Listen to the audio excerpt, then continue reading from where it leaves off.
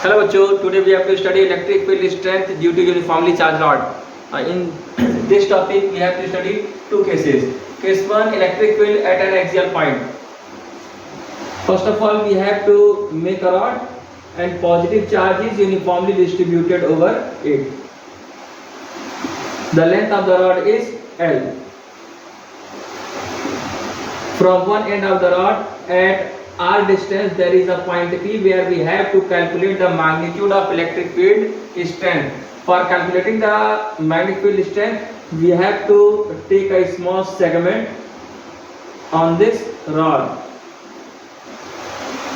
The length of the small segment is dx. The separation between point P and dx is x. अब देखो क्योंकि इसमें positive charge distribute है तो so the direction of electric field is in the outward direction. Electric field का जो direction होगा वो कैसा होगा? आउटवर्ड होगा. तो सबसे पहले देख लेते हैं इस स्मॉल सेगमेंट पे चार्ज कितना है.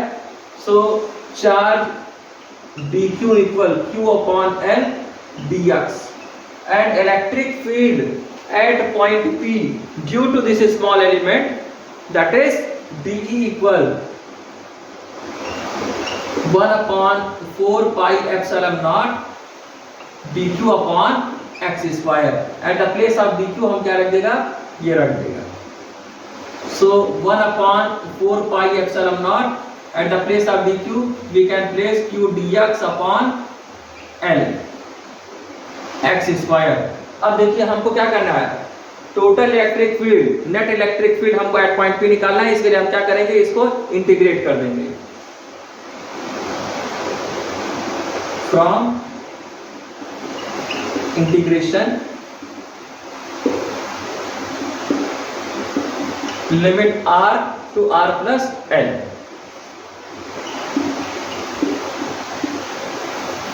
So net electric field E equal integration limit r to r plus l 1 upon 4 pi epsilon naught q dx upon lx square. सो जो कांस्टेंट टर्म है उसे बाहर निकाल लिया जाए. तो q upon 4 pi epsilon naught l बाहर निकल गया. Limit r to r plus l and x की power -2 dx and you know very well the integration of x to the power -2 dx is -1 upon x, that is q upon 4 pi epsilon naught l -1 upon x. Limit r to r plus l. So limit रख दीजिए. Electric field E equal 1 upon 4 pi epsilon naught upper limit -1 upon r plus l, lower limit -1 minus r. अब इसको देखिए minus minus plus लगा तो इसको थोड़ा beautification करके लिख लिया जाए. q upon 4 pi epsilon naught l 1 upon r minus 1 upon r plus l. This is the net electric field at point P. Is that clear? बच्चों इसको नोट कर लीजिए.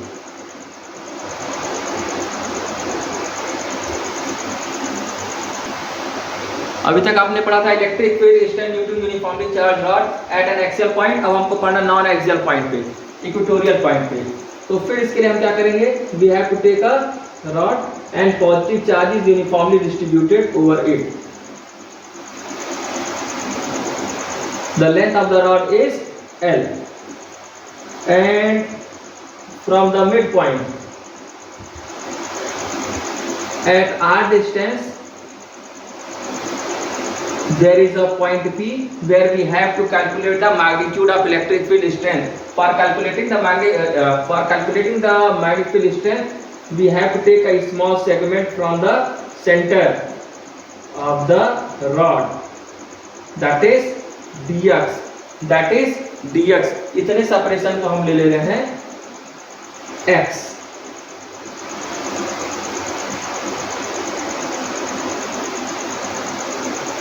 And due to this small segment, electric field at point P is dE.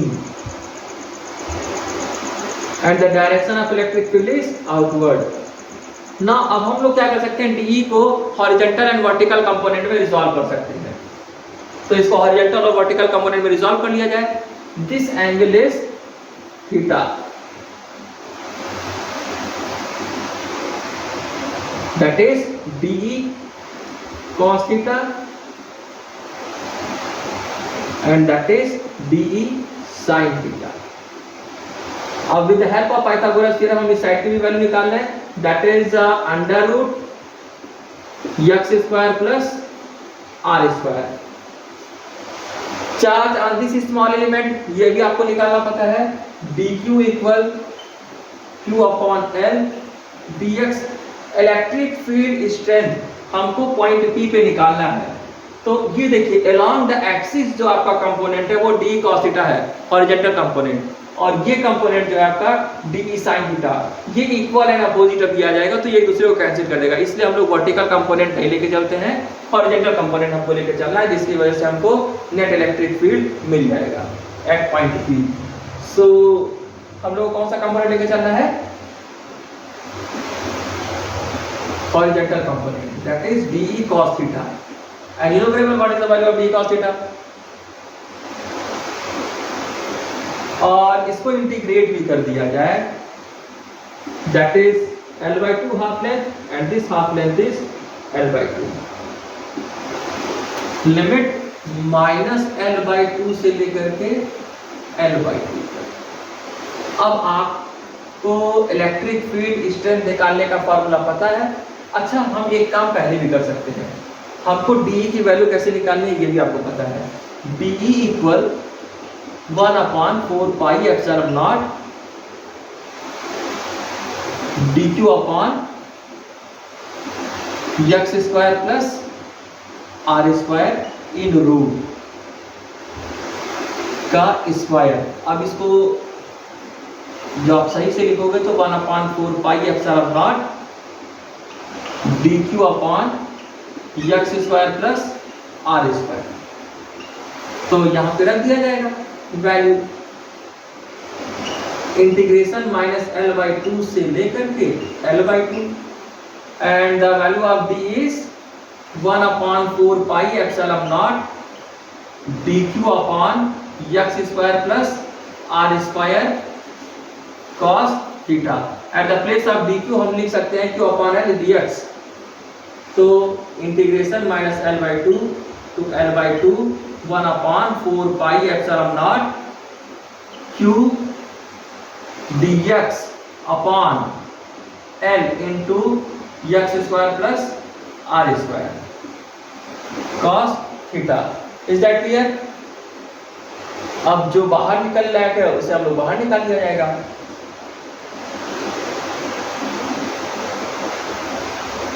q upon 4 pi epsilon naught l integration -L/2 to L/2 dx upon x square plus r square cos theta. अच्छा ठीक है, अगर मैं आपसे कहूँ तो tan की value बता दीजिए, तो tan का वैल्यू निकालने के लिए आपको फॉर्मूला पता है, परपेंडिकुलर अपॉन बेस। तो perpendicular upon base, perpendicular is x, base is r equal tan theta. तो x equal r tan theta. अगर हम इसको dx के फॉर्म में लिख दें तभी क्या हो जाएगा, r sec square theta d theta. Any problem to anyone? No, might be no. अब एक काम करते हैं कि dx के प्लेस पे हम लोग ये रख दिया जाए।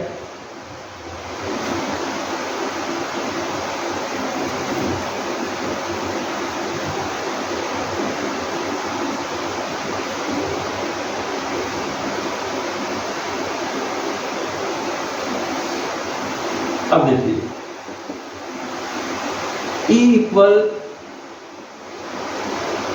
q upon 4 pi epsilon naught l integration -L/2 to L/2 and at the place of dx we can write r sec square theta d theta and here is cos theta upon x square plus r square. At the place of x square we can place r tan theta, so that is r square tan square theta plus r square. Here r square is common, तो common ले लिया जाएगा. Equal q upon 4 pi epsilon naught l integration minus l by 2 to l by 2 and r sec square theta d theta cos theta and here r square is common. In the bracket what we will get tan square theta plus 1. So एक r आपका क्या हो गया, cancel out हो गया, एक r आपका cut गया. अब देखिए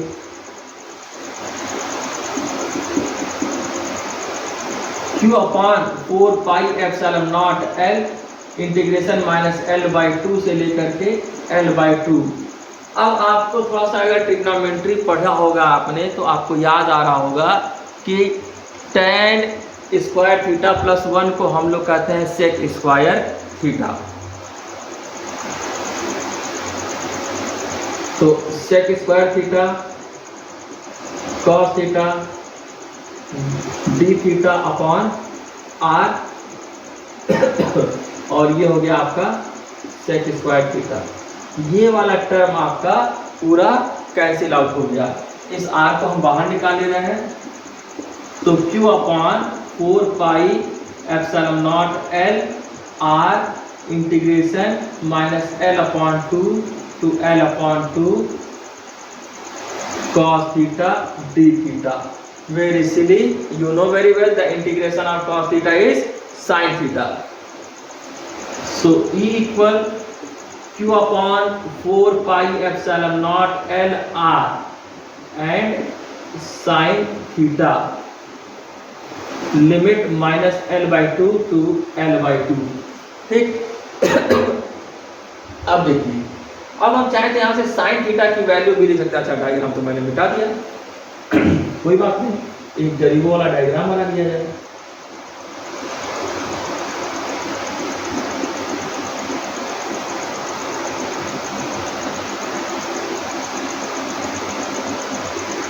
तो चीजें बिना डायग्राम के मजा नहीं आता. जब आप डायग्राम देखोगे तो most of the things are crystal clear हो जाएगा. That is dx, electric field is dE, horizontal component, and that is vertical component dE sin theta. और ये वाला कंपोनेंट आपका था dE cos theta. This separation is x and this is under root x square plus R square. अब अगर आपको sine theta की value निकालनी है तो आपको पता है परपेंडिकुलर अपॉन हाइपोटेनियस मिल गया.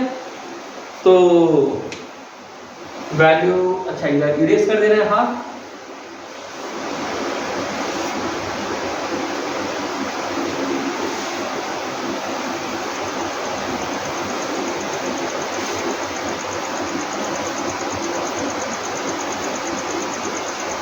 अब देखिए E equal q upon 4 pi epsilon naught l r. Eight the place of sine theta हम लोग रख सकते हैं परपेंडिकुलर है आपका x और आपका बेस हाइपोटेनियस है x square plus r square in root limit minus l by 2 से लेकर के l बाई 2 तक. तो इतने टर्म में किसी को कोई प्रॉब्लम नहीं होना चाहिए. Is that clear? तो इधर वाला भी इरेज कर दिया जाए, फिर उसके बाद आगे चला जाए. लिमिट प्लेस कर दिया जाए. q upon 4 pi epsilon naught l r in bracket upper limit minus lower limit, so L upon 2 upon in root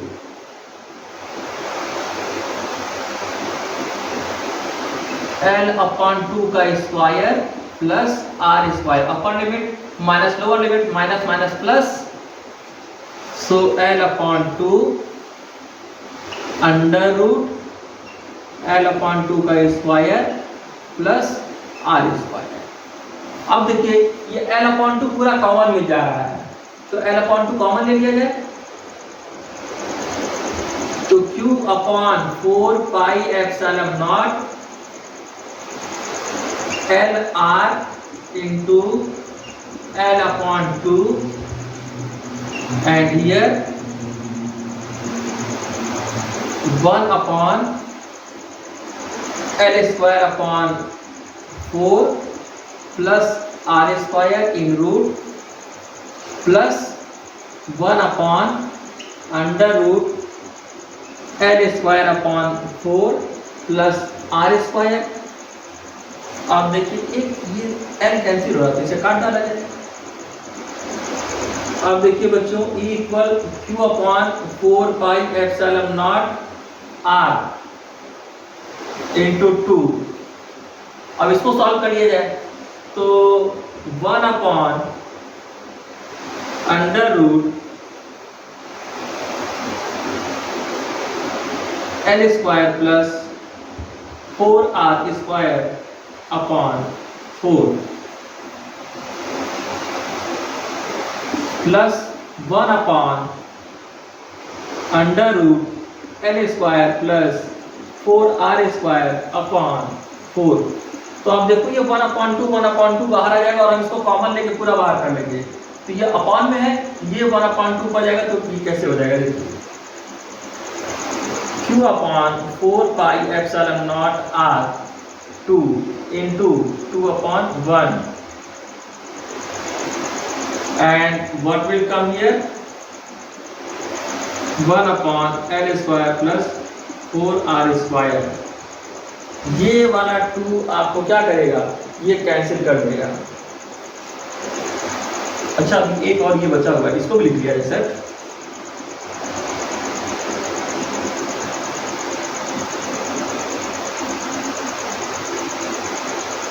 one upon under root L square plus 4R square.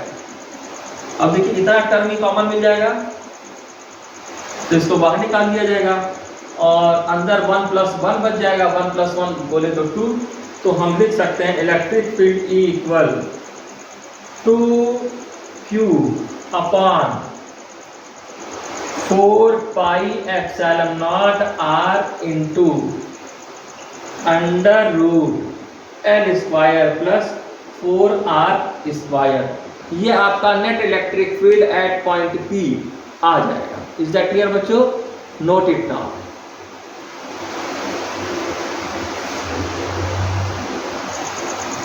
बच्चों हम लोग electric field due to infinite length of wire हम लोगों ने पहले पढ़ रखा है। अब हम लोग पढ़ेंगे electric field due to uniformly charge semi infinite length of wire.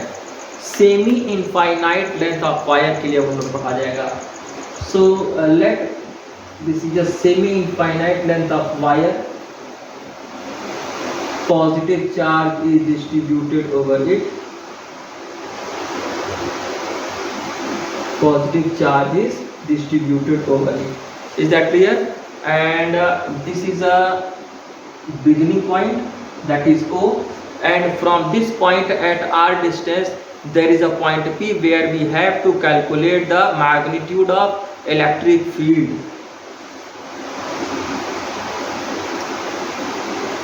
That is a point P where we have to calculate the strength of magnetic field. For calculating the strength of magnetic field, we have to consider a small element. The length of this small element is dx. So you know very well, charge on this small element is dq. Linear charge density is lambda. So electric field at point P due to this small element is dE, that is dE. The direction of the electric field is outward. Why? Because that is a positive charge. Okay. Now we can resolve it into its horizontal and vertical component. That is theta. That component is dE cos theta. Horizontal component dE cos theta. Vertical component dE sin theta. Okay. So you know the formula of linear charge density,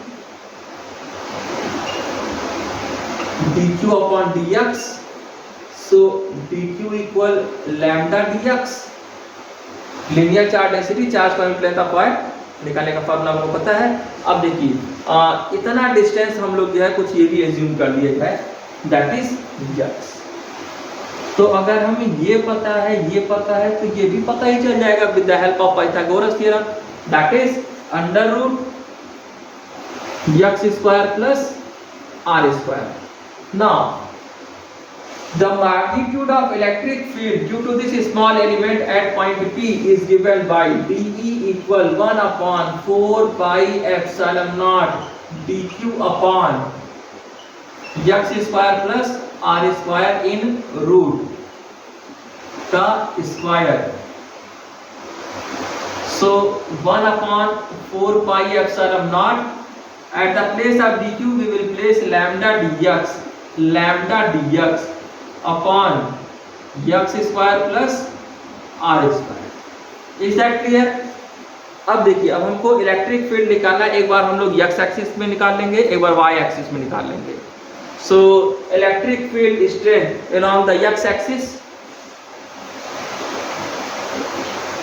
तो x axis के along अगर निकाला जाए तो हम लोग कौन सा कंपोनेंट लेके देखेंगे? वर्टिकल वाला कंपोनेंट लेके देखेंगे, ये वाला कंपोनेंट लेके देखेंगे, that is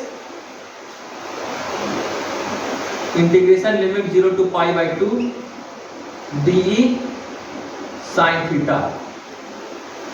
So 0 to pi by 2, at the place of dE we will place this value, so 1 upon 4 pi epsilon naught lambda dx upon x square plus r square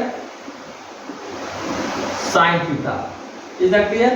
जो बाहर निकल जाएगा बाहर निकाल लिया जाएगा, अभी फिर देखा जाएगा और क्या हो सकता है और क्या पॉसिबिलिटी बढ़ सकती है। अच्छा ठीक है, तो x equal lambda upon 4 pi epsilon not बाहर आ जाएगा, 0 to pi by 2 and that is dx upon x square plus r square sine theta. अब अगर हम आपसे कहें कि हमको थोड़ा tan की वैल्यू बता दीजिए, तो आपको पता है perpendicular upon base, that is x upon r equal tan theta and x equal r tan theta and dx that is r sec square theta d theta। Is that clear? Now put this value in this equation. So x equal lambda upon 4 pi epsilon naught 0 to pi by 2, and at the place of dx we will place this value, so r sec square theta sin theta d theta upon x के place पे हम लोग ये रख दिया जाए, तो ये हो जाएगा आपका r square tan square theta plus r square. अब देखिए जो बाहर निकलने लगेगा उसे बाहर निकाल दिया जाएगा, तो x equal lambda upon 4 pi epsilon not 0 to pi by 2 and r sec square theta sin theta d theta upon, अब आप देखो यहाँ पे r स्क्वायर कॉमन है, तो r square common in bracket tan square theta plus 1 that is sec square theta. So x equal lambda upon 4 pi epsilon not and integration 0 to π/2 limit r sec square theta sin theta d theta. एक यहाँ पे r हम लोग cancel out कर दिया है, तो यहाँ से एक r का झंझट अभी तो खत्म हो गया। सो r और ये हो जाएगा आपका sec स्क्वायर थीटा। अब ये sec स्क्वायर थीटा करके इस r को हम बाहर निकाल ले रहे हैं और sin थीटा d थीटा को इंटीग्रेट कर दिया जाएगा, तो हमको कुछ ना कुछ मिल जाएगा। सो lambda upon 4 pi epsilon not r, और आपको पता है जब हम साइन थीटा को इंटीग्रेट करेंगे तो क्या आएगा, minus cos theta 0 to π/2। Okay, upper limit minus lower limit कर दीजिए। Lambda upon 4 pi epsilon not r, upper limit देखिए कितना है, माइनस cos π/2 मतलब 90, फिर उसके बाद माइनस cos 0 की वैल्यू आपको पता है 1 होता है। सो along the x axis तो आपका आया that is lambda upon 4 pi epsilon naught r, that is a net electric field at point P along the x axis। अब इसको नोट कर लिया, आफ्टर दैट हम लोग y एक्सिस में भी निकाल लिया जाएगा।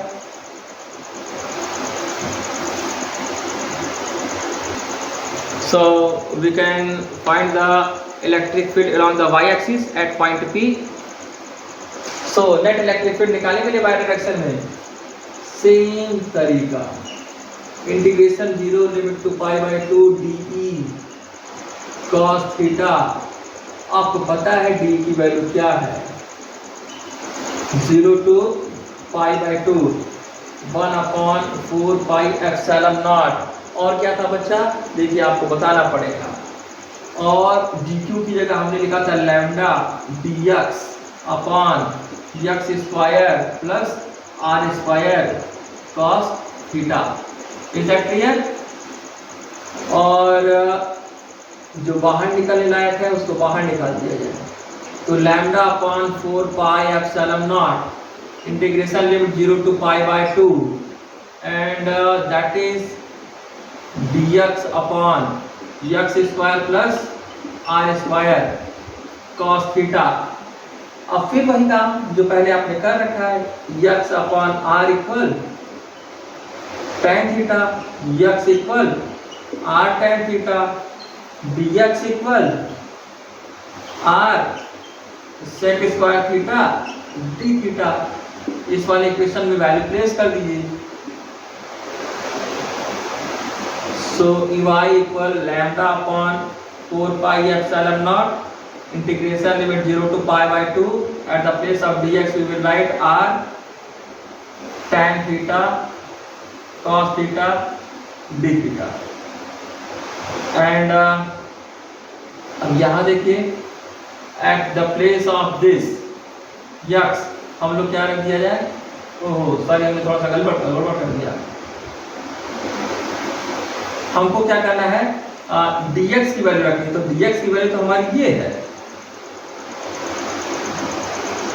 That is r sec square theta cos theta d theta, और इस x की वैल्यू ये हमको यहाँ रखना है, that is r square tan square theta plus r square.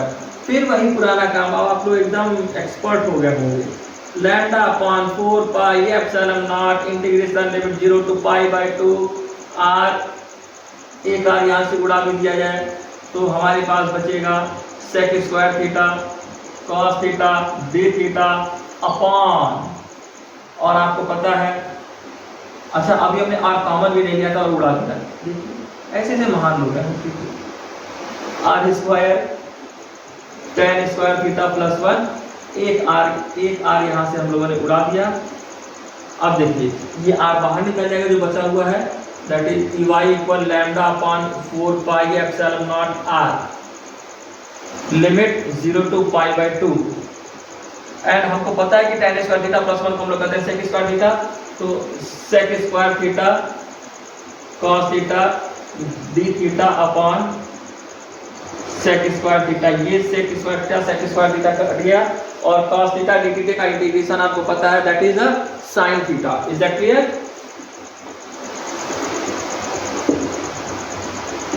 तो EY equal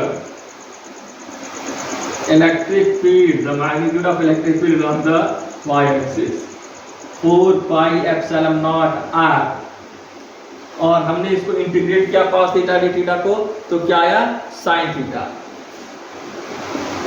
sin theta limit 0 to pi by 2, और यहाँ पे वैल्यू रख दिया जाए, सो lambda upon 4 pi epsilon not r sin pi by 2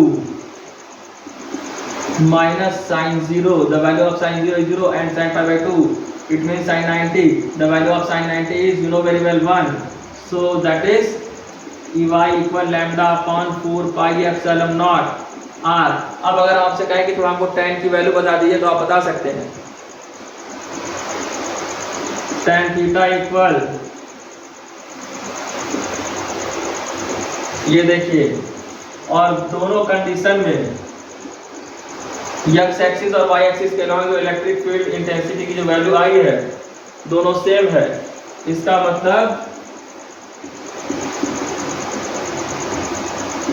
ये दोनों सेम, तो ये कट भी जाएगा और आ गया 1, तो आपका tan थीटा इक्वल, और 1 कितने की वैल्यू होती है tan 45, तो थीटा की वैल्यू आ गई 45 डिग्री। ओके बच्चों, नोट इट नाउ। एंड अगर आपको न्यूमेरिकल में कहीं कोई दिक्कत हो रहा हो, आप कमेंट सेक्शन में कमेंट करके बताइए कि हाँ सर मुझे न्यूमेरिकल में दिक्कत हो रही है, तो हम बहुत जल्दी न्यूमेरिकल के बेसिस पे भी एक लेक्चर अपलोड कर देंगे, जिससे कि आपको किसी प्रकार कोई प्रॉब्लम ना हो। ओके बच्चे, thank you, best of luck. Next lecture में हम लोग नया चैप्टर स्टार्ट करेंगे। बाय बच्चों।